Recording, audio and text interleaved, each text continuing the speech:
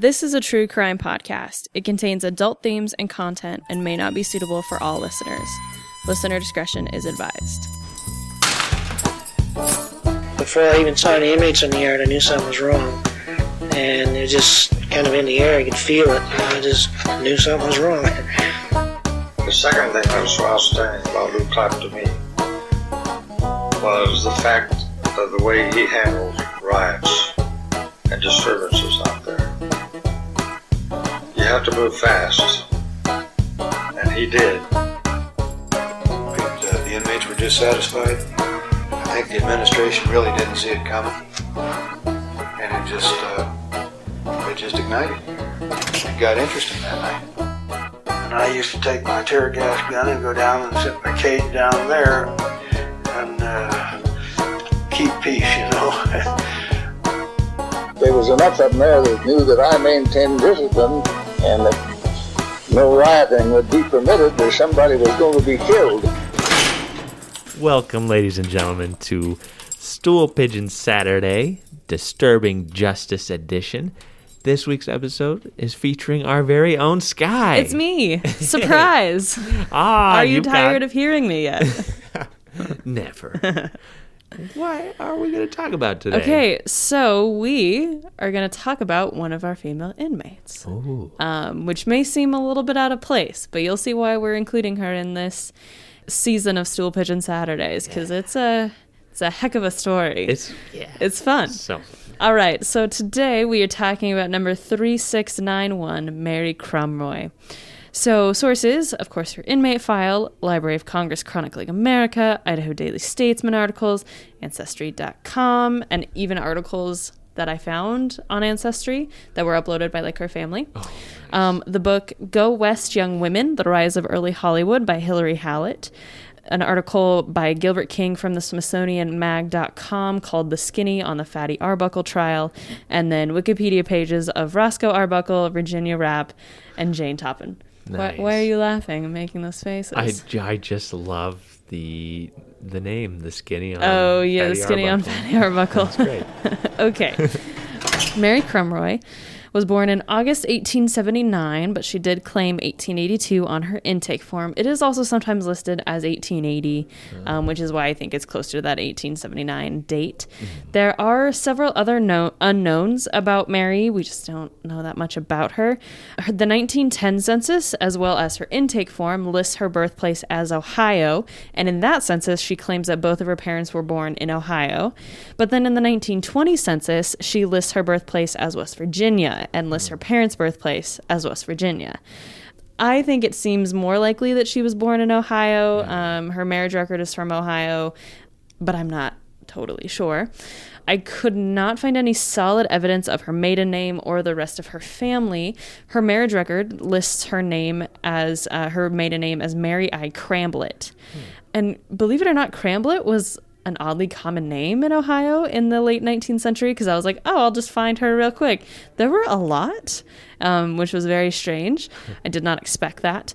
There is one ancestry record, which is the 1880 census. It seems it would most likely be her, but I can't be totally sure. But if this record is true, she was born in 1879 to Elisha and Lydia Cramblett in Wooster, Ohio, and she was the second youngest of 5 kids. She had older brothers, Silas and John, and then older sister Daisy and a younger sister, Ellen.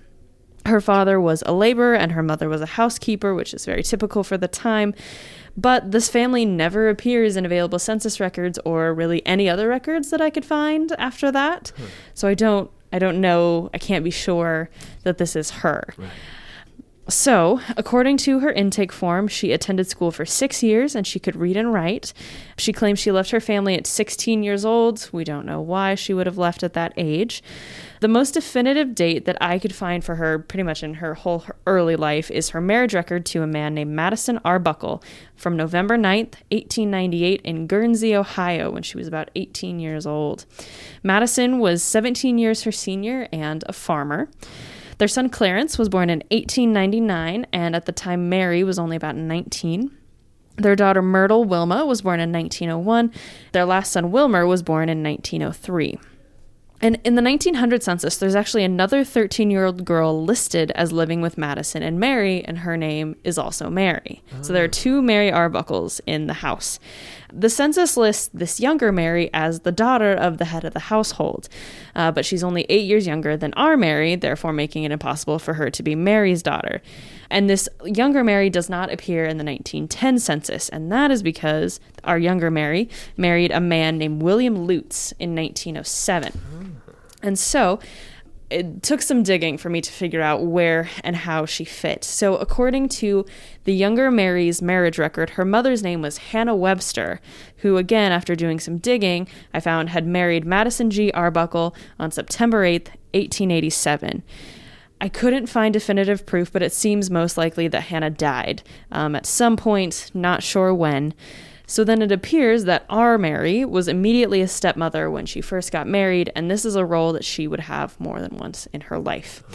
Now, there is actually an interesting note, is that when he married Hannah Webster, he listed his age as 21, and then when he married Mary, he also listed his age as 21. But I don't know why. Is it a misprint? He's 35 when he marries Mary, and surely a 35-year-old man doesn't look young enough to pass off as a 21-year-old, but maybe. Right. I mean, stranger things have happened, I'm sure, but I just thought that that was really interesting. So anyway, around 1913 or perhaps before, she says that her mother, was it Lydia Cramblett? I don't know. But anyway, she said that her mother died from pneumonia, but she and her siblings would have been well grown by the time her mother died. So by the 1920s, the Arbuckle family moved to Springfield, Illinois, and there, Madison died between 1920 and 1923. So a Daily Statesman article from September 20th, 1926 said that he died in a mine accident in Pennsylvania, but there was no date given, and there was no other mention in any other papers about his death. But that's because there was another big thing going on involving an Arbuckle in the early 20s, and it was a huge scandal coming out of Hollywood, and it was the Fatty Arbuckle scandal. Do you know about this? I don't. I want to know. You just really like the name. I love the skinny on Fatty, yeah. Okay, so just a warning before we get started, this scandal deals with rape and possible manslaughter, so if those issues are sensitive to you, please consider skipping ahead, or if you're listening with sensitive ears. But this was actually kind of a big scandal, kind of one of the original Hollywood scandals. Well, I take back my laugh. Yeah. So you know. I mean, the name is funny. There is a reason he was called that. So Roscoe Fatty Arbuckle was one of the most popular silent film comedians of the late 1910s and early 1920s. And so to give you an idea of how popular he is, over the previous 3 years up to 21, Paramount, which was his studio, paid him an unprecedented $3 million to star in 18 films. And in the summer of 1921, his current film, which was called Crazy to Marry, Marry, was playing in theaters to great success. And so Fatty was an unflattering, though perhaps apt nickname, as he was roughly 300 pounds. However, he never wanted to use his weight as part of physical comedy. Like, he never wanted to get stuck in a doorway or in a chair. He did use it, like it was sort of part of his comedy, but he didn't want to do it at his detriment. He's got a friend in 1921. His name is Fred Fishbach. And Fred is planning a big Labor Day party at the St. Francis Hotel in San Francisco. And Roscoe actually almost didn't go because as a few days before, he was getting his car serviced in Los Angeles and he accidentally sat on some acid-covered rags. And so then he received second-degree burns to his buttocks and the back of his legs, which is crazy.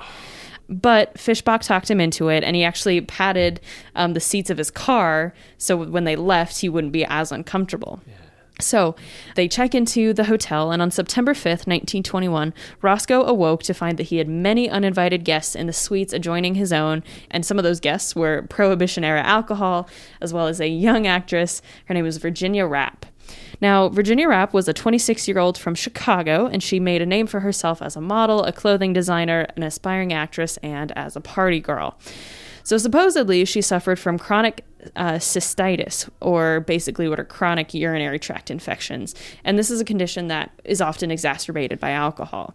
So according to sources, and they weren't fully named, but she developed sort of a reputation for over-imbibing at parties and then drunkenly tearing at her clothes because of the physical pain that this was causing. And so this is not a great reputation that has developed. And there's a lot of speculation still to this day about what is it that's going on.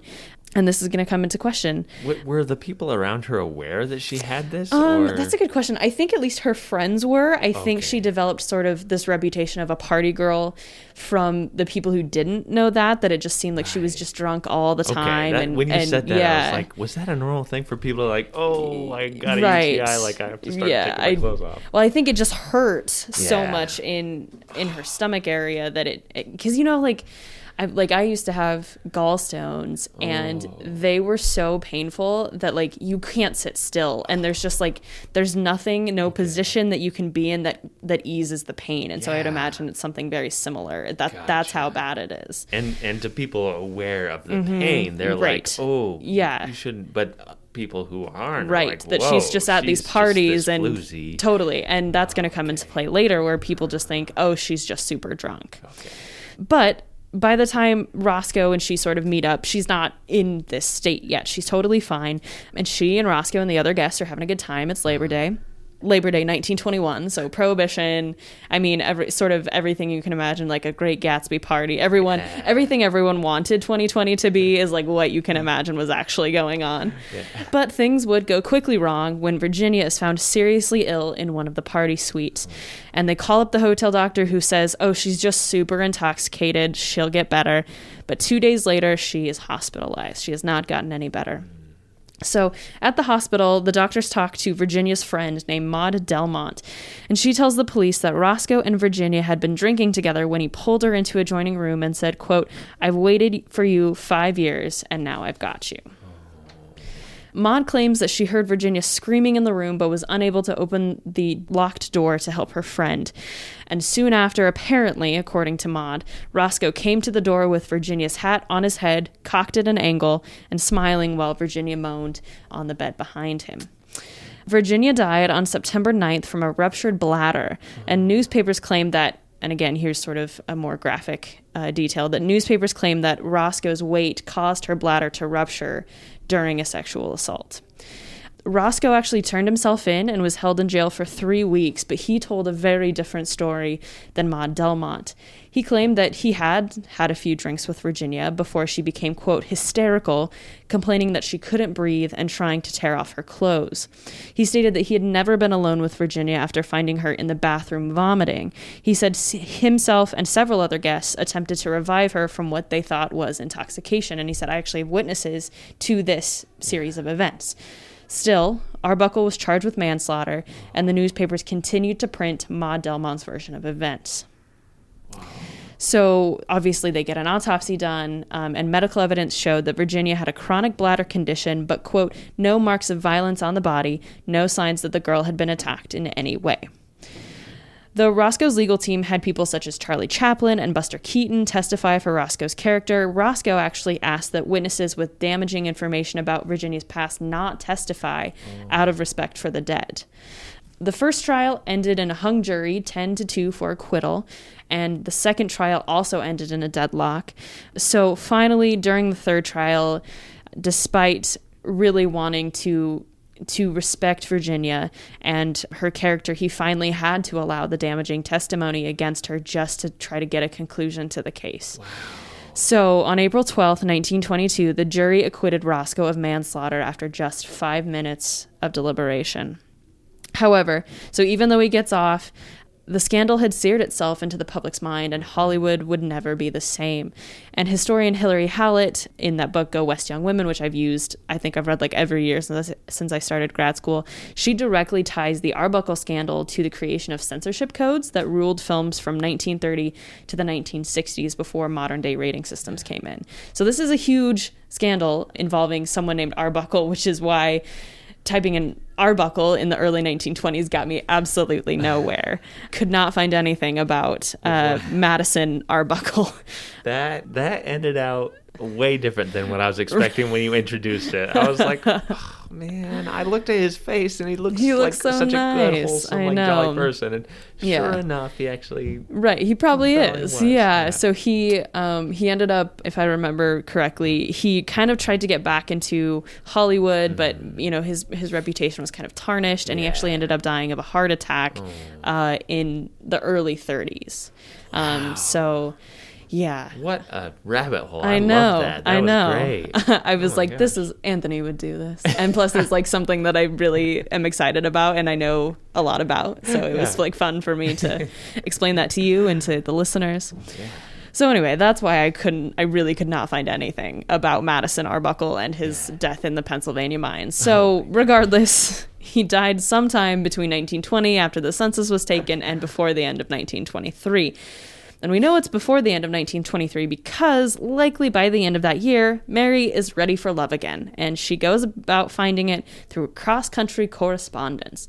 So according to an article from the Washington, D.C. Evening Star from September 27th, 1926, Mary signed up with a, quote, matrimonial agency, which put her in touch with Carl Crumroy from Minidoka County, Idaho. Now, Carl was actually a pretty good-looking German immigrant. I've seen pictures of him, and I was like, he's not bad looking at all. He was born in 1878, and he immigrated to the United States in 1892. On January 22nd, 1900, Carl married Lydia Bart in Culbertson, Nebraska. The family originally settled in Nebraska before moving to Paul, Idaho in 1917, and they had 4 kids, Leata, Irvin, Warren, and Weldon. Now, on February 22nd, 1922, Lydia tragically passed away from acidosis, which is a condition where body fluids contain too much acid after complications from surgery. Which sounds horrible. It sounds so painful. That is horrible. Horrible. I feel like this is a rough episode. Yeah. Already of just like. And it doesn't get yeah, no, it does not. So after this tragic death, according to a 1981 newspaper article by John Alton Kroner, who worked at the Argus Observer in Ontario, Oregon, Carl, quote, turned to the Lonely Heart pulp magazines and put an ad in one of them which amply stated his desires for a wife. And this article was actually posted by user Miller1506. So if you happen to be listening, thank you so much for uploading that. That was quite helpful. So apparently in his correspondence through the Lonely Hearts magazine, he considered Mary Arbuckle to be the prettiest. And so he moved her out to Minidoka County, Idaho. And Carl Crumroy and Mary Arbuckle married on July 25th, 1924 in Cassia County. But by all accounts, they lived on a ranch near Paul. She became stepmother to his 4 children, though Leata had married in 1921. Weldon, the youngest son, was about 12 years old. The couple lived just down the road from Carl's brothers, August and Emil Crumroy, and that's going to be very important here in just a little bit. So, soon after the wedding, Mary manages to convince Carl to change the beneficiaries of his insurance policy from his children to herself and herself alone, which is the main red flag, or red flag number 1. The marriage actually seemed fairly normal for about a year until October 1925 when Carl starts to get sick and he slowly gets worse over about 9 days and he dies on October 23rd, 1925. The death record listed his cause of death as intestinal obstruction due to hernia following appendectomy. But I think basically what that sort of comes down to is it was just a really bad stomach flu that he gets, or intestinal influenza, which I didn't know that was like intestinal influenza sounds way worse than the stomach flu. Yeah. But that's because we know it as the stomach flu. So brothers August and Emil start to become suspicious, especially given the change of insurance payout soon before his death. Mary actually received $2,000 in payment as the death was originally ruled uneventful. Even with payout, property fell into the hands of mortgage companies soon after her death. So she didn't really even get to keep property as a result of this. She didn't use the $2,000 to try to keep up the property. So the brothers pressured the state to exhume Carl, and Carl was exhumed on March 2nd. Carl's stomach and liver was sent to the state chemist W.V. Leonard for analysis. And an investigation begins by prosecuting attorney H.V. Creason. And so, 10 days after Carl is first exhumed, Mary is arrested on March 12th, 1926, on a charge of first-degree murder. After her arrest, some other organs are sent to private chemists and the Utah state chemist Herman Harms. So his name is Dr. Harms, which is funny. Yeah, right. Ooh. But they're sent to verify the findings. So before a district court, Leonard testified that he discovered arsenic in the portion of a liver, approximately, quote, 2 grains in the entire organ, which I assume is a lot. That doesn't sound like a lot, but I guess if it's poison, that's like a lot. Like, I don't know if you think of like a grain of salt is like that amount of poison. I don't know. I guess most of the time you just don't want poison. Yeah, in your body no, in you're general. right. Absolutely. So expert testimony stated that this amount was sufficient to cause death. And then they also wanted to make sure that arsenic wasn't used in the embalming fluid, but it was determined that arsenic was there before the death. Mary stated that her brothers-in-law were prosecuting her because they were upset about the money, branding their claims, quote, utterly false. The brothers responded, quote, we have no interest in the insurance money and under the law could not possibly acquire any interest in it, whatever the outcome of the murder case. Mrs. Crumroy knows this. She also knows that she has collected the insurance and has disposed of and placed these monies beyond the reach of any, even possible lawful claimants. The accused says, all I want is justice. We want her to have justice. Yes, absolute justice under the law. Nothing more, nothing less. Wow. This sounds just like Lida. Right? Oh my gosh. This is there are some similarities between Lida and our good friend Mary. So jury selection starts on September 9th, 1926. It took 4 days and nearly 100 prospective jurymen to finally fill the jury box. Wow. And at this, once her trial starts, Mary pleads not guilty. The newspapers make a really big deal about Mary's daughter, Myrtle, whose last name is now Arn, because she came into town from Illinois. And so there's apparently an investigation being made into Myrtle as being an accomplice. So supposedly, Myrtle bought a vial of Fowler's solution, which contains about 1% arsenic, which originally Fowler's solution is used as like a tonic for illnesses, but it has this arsenic in it. And so supposedly she bought it in Illinois and then mailed it to her mother. Myrtle refused to make any comment on her role in the case and was, quote, far from a willing witness on any matter adverse to the defendant, so she didn't want to testify against her mother. Weldon Crumroy, who was Carl's youngest son, was kept in the custody of the sheriff as a witness for the prosecution, but he, quote, evinces no animosity against his stepmother as based upon reported visits of the boy with his stepmother, which is interesting. Like, he's not mad at her. He doesn't seem to not want to see her. They've met, which I really wish I knew more about that relationship, because I think that would be, like, did she like her stepkids? Yeah, I think that would have been a really interesting detail to know. Yeah. So anyway, the trial gets underway on September 17th, 1926. And according to a Daily Statesman article, the courtroom is packed with spectators, mostly women. Now, the Utah State chemist, again, Dr. Harms, and the Idaho State chemist, Dr. Leonard, were the first witnesses on the stand. Dr. Harms stated that he found arsenic in the examined organs and, quote, found no other poison with the exception of a few traces of metallics that were not unnatural and would not have caused death. So the said quantities of poison in Carl's stomach corresponded with quantities of poison found in other bodies wherein death had resulted from poison. And he testified that arsenic was found in flypaper and, quote, explained a method by which a solution of arsenic might be made from the paper. And as Anthony has brought up, is this starting to sound a little bit familiar? Oh, a little bit. Interesting. So Leonard and then even two more other doctors. One was named Homer Saxon. He was a Twin Falls pathologist. And another, Dr. Fair Kennedy. He was a Rupert physician. They all testified of finding arsenic in the organs of Carl. The defense cross-examined the doctors, who admitted that there were other possible causes for the death, but overwhelmingly it really seemed like it was arsenic poisoning. During the trial, Mary, quote, expressed no emotion and at times earnestly conversed with her attorneys. During the testimony of Dr. Harms, she seemed intensely interested. At the recess, she spent most of the time conversing with her children. As the trial moved on, the Daily Statesman described her starting to show signs of concern. Quote, her physical appearance is beginning to show signs of the strain she is under. Her face, pale and drawn, emphasizing the lines of her chin and jaw, seemed to indicate considerable worry, and recently her composure has been marked by a certain absent-minded nervousness.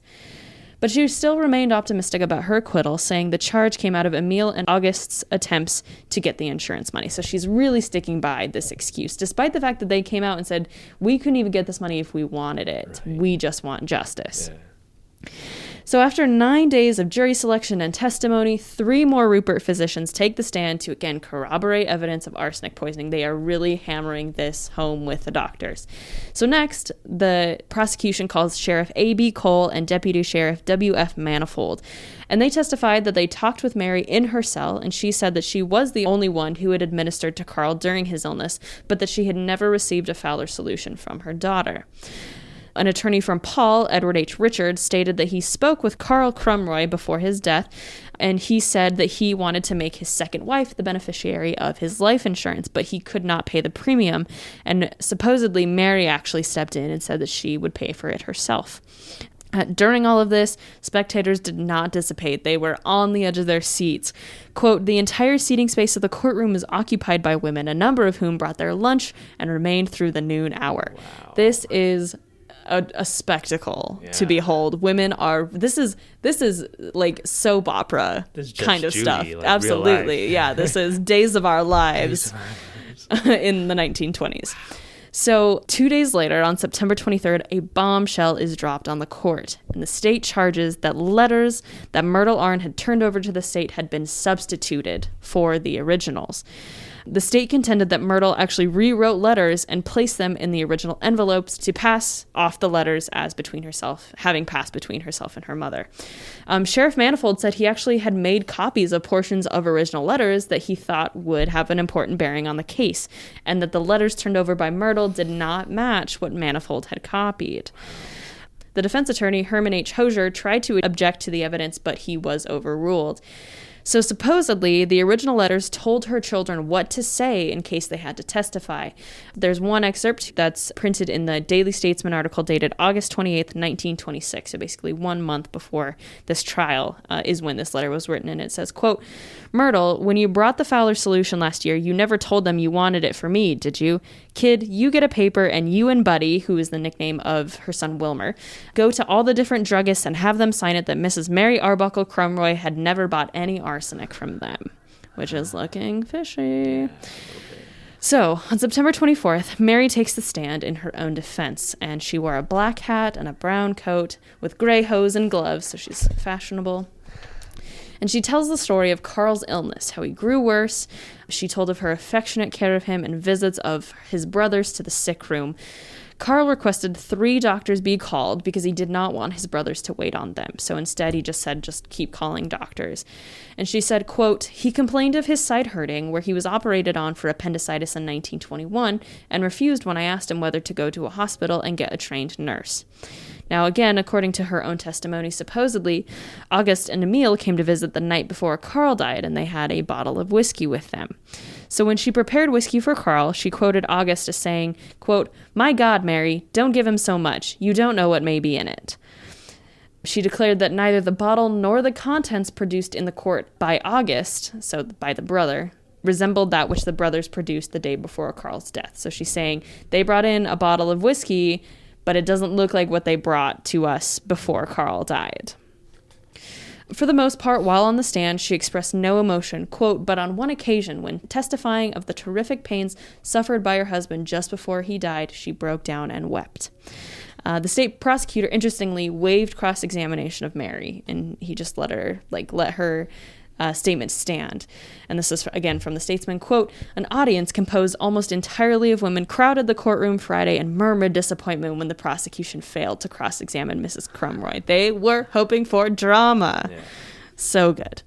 So the trial came to an end on Saturday, September 25th, about 2 weeks after jury selection first began. In their closing statements, the prosecutor, Creason, alleged that correspondence between Mary and Myrtle proved beyond a reasonable doubt that Mary was guilty of, quote, diabolical murder of her husband with arsenic poison. The assistant defense attorney Felton said the testimony of doctors was purely circumstantial and not enough to convict for first-degree murder, which doesn't seem circumstantial, but okay. And then the lead defense attorney, Hosier, quote, took the floor and painted such an eloquent picture of the prosecution of the defendant by her brothers-in-law, August and Emil Crumroy, that a number of women in the packed audience wept.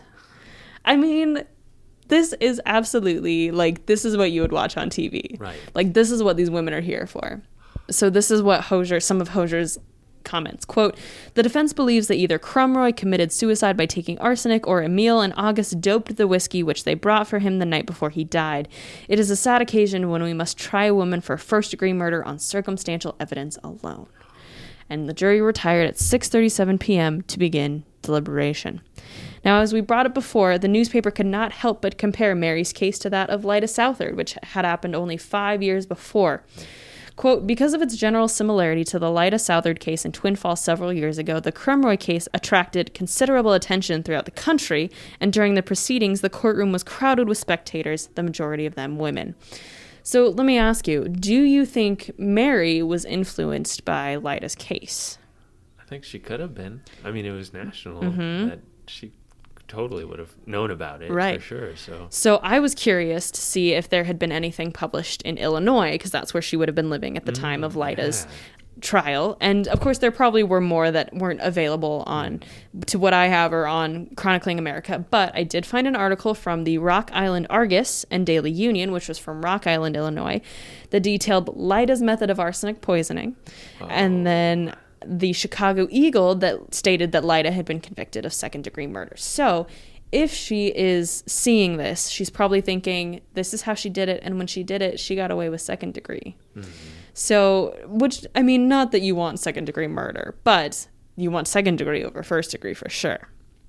So I think it's totally plausible that Mary would have heard about this, and whether or not she was actually inspired by it, we will never know. I do think it's interesting that also big in the news in the decades before both Lyda and Mary was Jane Toppin, who was one of the U.S.'s first female serial killers. She conducted many of her murders through poison, and poison was often considered to be sort of a woman's preferred method in murder. So the question is, was she an inspiration as well? So, early Sunday morning, several hours after they retired to begin deliberation, the jury returned with a verdict, guilty of murder in the second degree. So the jury actually voted 11-1 for first degree, but not being unanimous in their decision, they were forced to return second degree. And so the next day, Judge T. Bailey Lee sentenced her to 50 years to life, and she entered the Idaho State Penitentiary on September 29th, 1926. So here are the statistics from her intake form. She was 44 years old when she was received, which that would be an 1882 date, so she'd be actually about 47-ish. Mm-hmm. Born in Ohio. Legitimate occupation, she listed as housewife. She was, I think, it says 68 inches, but I think she was actually like 65. She was like 5'6", 5'7". She had a medium to light complexion, no weight listed, brown hair, blue-gray eyes. She was listed, conjugal relations were married widow. She had 3 children. Her father was living. Her mother died when she was 34 years old, and she left the parents' home when she was 16. She had religious instruction and attended Sunday school in the Baptist church and considered herself still a part of that church. She could read and write. She had 6 years of a common school education. Her habits of life, she was abstinent, and she did not have any former imprisonment, and the name of her nearest relative was Mrs. Myrtle Arbuckle Arn, who was her daughter. She had regular build and feature. Her condition of teeth, she had plates on the lower and the upper, so she had fake teeth. Obviously did not have a beard, no hat. She wore a size 6 boot. They found $2.88 on her person when she entered, and she had lived in Idaho for about 2 years.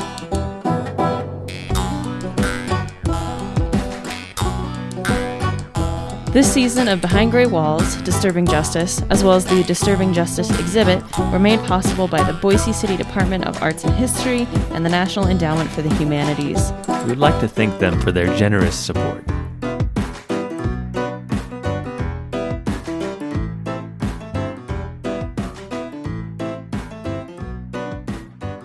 Now come the events of why we're including Mary in our season of the riots. So, on the afternoon of January 7th, 1927, about 3 months after arriving, Mary stages a mini-riot of her own. So, an IDS article from January 9th titled, "Mrs. Crumroy Sets Fire to Idaho Penitentiary Ward." It says, Mrs. Mary Crumroy, serving a sentence of from 50 years to life in the Idaho Penitentiary for the murder of her husband, ran amok at the prison Friday afternoon and set fire to a pile of furniture in the women's ward before guards could restrain her. 3 other women in the ward looked on, and those 3 other women would have been Lyda Southard, Ava Bowman, who was in for inducing a girl to enter a house of prostitution, and Juana Wilson, who was in for robbery. Now, Mary had apparently piled a settee sofa, some chairs, and a rug together in the middle of the floor and set fire to them. Warden J.W. Wheeler said damage was minimal and no one was hurt, but he also said there was no doubt that she was insane. After her outburst, she was confined to her cell with a special nurse and was, quote, raving almost constantly. Prison officials waited for a probate court to find her insane with an order that would remove her to Blackfoot to the state asylum, which is now State Hospital South.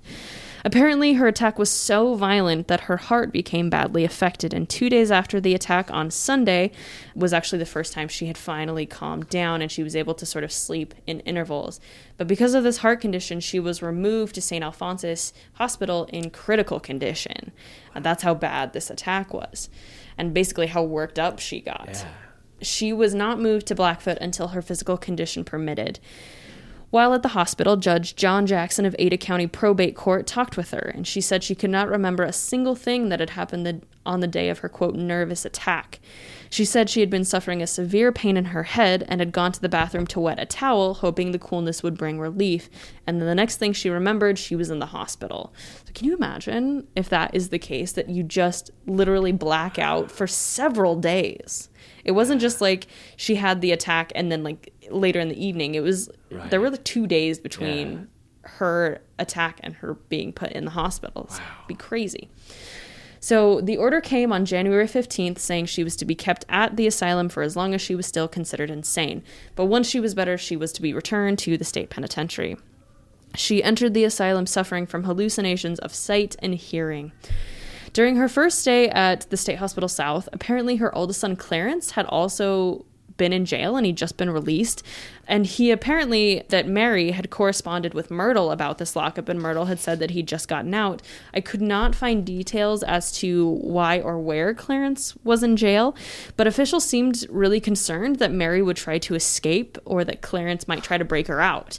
But no such plot ever materialized. I don't know if it was just sort of an over concern. In the Indianapolis Times on February 17th, 1928, there was a man named Clarence Arbuckle who was a suspect in the murder of 2 deputy sheriffs in Indianapolis. And at the time, Arbuckle and an accomplice had been arrested in Decatur, Illinois, and they admitted to burglarizing a pool room in Seymour, Indiana. This same Arbuckle that had been arrested in Indianapolis had once been incarcerated in Lafayette, but I'm not sure if this is the same Clarence Arbuckle because there's a census record that lists a Clarence Arbuckle born around the same time, but in Indiana. Seems more likely it's this second guy, but I don't know. So I would have thought that the name like Clarence Arbuckle would have been a clear shot, but it's not. Yeah. So anyway, that was another rabbit hole I went down.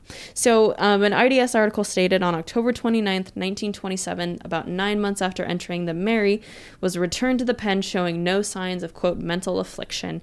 And Warden Wheeler said, quote, she seems to be entirely rational now.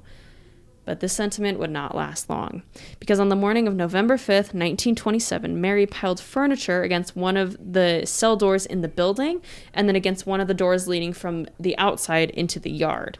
She set fire to both piles with coals from the kitchen stove, which I'm trying to figure out how she even grabs. Right, it's supposed to be so hot. So in the process, she smashed several panes of glass in the kitchen as well as several dishes. And interestingly, the same 3 women who had witnessed her first riot were the same 3 women who witnessed this one. No other women inmates had come or gone between the 2 incidents, which I think is really interesting. Yeah. They had one woman came 2 days after this event, but none in between. So it's the same Lyda, Juana Wilson, and Ava Bowman. So Jack Watkins, he was actually superintendent of the prison farm, had discovered the fire first, and he raised the alarm. And when Warden and the guards opened the door to the yard, they found Mary throwing chunks of coal into the flames.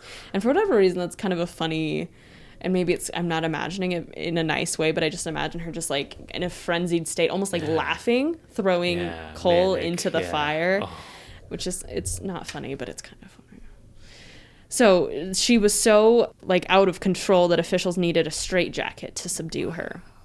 Once the fire was put out, between $400 and $500 worth of damage was done, including complete destruction of the piano, a sewing machine, and the phonograph, as well as a chair, a mattress, and some blankets. Glass in window panes had been broken by the heat, and some of the cement was damaged as well. So once again, she was taken to St. Alphonsus to be kept under observation by the prison physician O.H. Parker. By November 29th, Mary was at St. Alphonsus but feeling much better. Dr. Parker said she talked rationally, that she had told him she didn't mind returning to the prison but did not want to be sent to Blackfoot as the prospect was, quote, unpleasant. Nevertheless, on September 28th, she was sent back to Blackfoot where she would spend most of her sentence, with physicians calling her, quote, unbalanced. Because a majority of her sentence was spent at State Hospital South, we don't have much information about her time there. As early as 1928, Mary prepared to file a pardon application, hoping to appear before the Board of Corrections in October of that year. Obviously, that pardon was not granted. So between 1931 and 1937, she worked as a cook and a housekeeper at the superintendent's residence. And the superintendent, his name was Charles Lowe, he found her, quote, thoroughly reliable and efficient. So she began filing a new pardon application in late 1937, and Charles Lowe wrote glowingly on her behalf, saying he would like to see her released and have her work at the Idaho State School in Nampa for $45 a month. Someone named Bird Trago, which is a great name, they wrote at the Daily Bulletin, which was a small publication released by the Idaho Republican in Blackfoot, and this person wrote on her behalf, and he said, I'm assuming it's a he said he believed she was unfairly tried in the community of Rupert, that the community was biased against her. And he says, quote, at the time of trial, I read the newspaper accounts of it and the accounts published in a Rupert newspaper, and they were manifestly colored against her. And evidence of the extent to which this coloring was carried was shown by a printing of a picture of an old hag and labeling it as a picture of Mrs. Crumroy, though there was no resemblance between them, and the selection must have been intentional, willful, and malicious. The published accounts of the trial teemed with venom against the defendant, and when the trial judge sentenced her, he showed his passion and prejudice by adding the statement in the sentence, and you will not be eligible to apply for a pardon until you have actually served for 50 years. Huh. So this person was saying she really should be let out. Yeah. E.H. Kirkpatrick, a resident of Rupert, stated he was, quote, thoroughly convinced she is not a fit person to be at large among society. Sheriff Manifold, who attested at trial, along with prosecuting attorney H.V. Creason, both wrote asking not only that she be released, but that she be kept in the pen, not at the State Hospital South. Quote, H.V. Creaton is convinced that she was guilty of premeditated murder and that if this attempt had been successful, other murders would have followed as she was attempting to ensure the lives of her stepchildren, and without question, Crumroy was killed for his life insurance. Which I didn't find any evidence of her trying to insure her stepchildren. Yeah. I don't know why, as a stepmother, if she would have been able to get that insurance money. In August 1938, Mary wrote the Board of Pardons on her own behalf, quote, I most respectfully plead with your honorable body for a pardon at this time, and that I may accept employment with Dr. and Mrs. Charles E. Lowe of the Idaho State School and Colony at Nampa, Idaho. In the more than 10 years of my incarceration, I have never willingly broke a rule or regulation of the institution, and sincerely assure you that my conduct will be as exemplary and circumspect if given favorable consideration. But she was not granted a pardon in 1937 or 1938. A year later, in 1939, she wrote the Board of Pardons again, asking this time to be released to live with her children in Illinois, citing age and excessive sentence as reason for her pardon. Quote, my health is in no sense what it should be, as I am highly nervous throughout confinement here. However, I believe the prison records will show an absolute release from Dr. Lowe, showing that I had, in 1937, entirely recovered my health. If you see your way clear to release me at this time, I assure you your actions will be appreciated by myself and my children. Despite multiple objections, Mary was fully pardoned on July 6, 1941. She served 14 years, 9 months, and 15 days. She would have been about 62 years old, according to the census, or about 58 if her intake form is correct. Now, I'm unsure of Mary's whereabouts after her release. Myrtle, to whom she seemed close, lived in Springfield, Illinois with her 3 kids, and Myrtle's husband had actually died in the 1930s. Her youngest son, Wilbur, lived in Macon County, Illinois, with his wife. It is possible that Mary went to live with Myrtle or with Wilbur, but since the 1950 census has not been released yet, I'm not sure if she did, where she was living, and I could not find a definitive death record for her either. I searched for the names Mary Crumroy, Mary Arbuckle, Mary Cramblett. I'm not sure what name she would have used after her release. She doesn't seem to use the name Crumroy in any records after she's finished. So that is all that I've got. Wow. It did take a while. No, that's great. That was so awesome, Skye. Mary's story is like one of those ones that it's just so visual because I can just see her piling all those things out in the front yard. And every time someone's like, tell me a crazy story about the women's award, that's the one that I always like go to. So one. I've been waiting for you to do this on the podcast for some time, and it was like riot season. Season. Yeah, let's get because this is the closest thing that we have to a riot, unless you count the escapes. But even, I mean, those were a little bit different. They weren't quite riotous in nature. Yeah, and hers like wasn't necessarily. It was mostly a mental. Yeah. Probably breakdown. Yeah, it seems. Sort of. Which thing. again, that's a really intense. To black out and to just because she doesn't seem to show any once she's kind of away from the prison. I think there was even a record that said like it will show that 2 weeks away from the prison she was almost fully recovered. So for whatever reason, being stuck in prison, I don't know, because she was with Lyda and then two women who actually like Ava Bowman seems really like low key. Juana Wilson maybe was a little bit more dastardly, but not even in that much of a sense. And she, you know, like it doesn't seem like conditions in the women's ward would have been enough to just cause such an a bad break. Right. But I mean, we don't know. We don't know, much about her really. So it's easy for me to say. Right. Because I've not been locked up in prison. I wonder if she and Lyda ever discussed their cases with each other. That would be so interesting. I don't know. I don't think it's the perfect example of like the Telltale Heart. Like I hate that book or that story. It terrified me as a 7th grader. But that like Lyda is the reason that she got this thought in her head while she was in Nebraska and like in Illinois, and now she finds herself in the same little confined space as Lyda, and like so interesting. I wish cool that I could ask her like, did you know about that? Because it's real similar. Right. Fly on the wall on the conversations. Or do you think like Lyda found out about it and do you think she was like jealous, or do you think she was like copycat? Yeah, or do you think she was like, interesting. Yeah, you tried one time. Yeah. Tell you about my four. Right? Yeah. That would be so interesting. Wow. Cool. Great work, Skye. Well, thanks for letting me do this. Oh my gosh, thank you for doing it. Yeah. All right, everybody. Well, do your own time. And do your own number. We'll see you next week. If you enjoyed Behind Gray Walls, please rate, review, and subscribe so others can find our podcast. If you're interested in more Old Idaho Penitentiary information and to see mugshots of the inmates featured in this episode, follow the Old Idaho Penitentiary on Instagram and Facebook. If you want to learn more about the Idaho State Historical Society and its other sites, follow ID State Historical Society on Instagram or visit history.idaho.gov. If you have a question or comment for the hosts, please email us at behindgraywalls@gmail.com.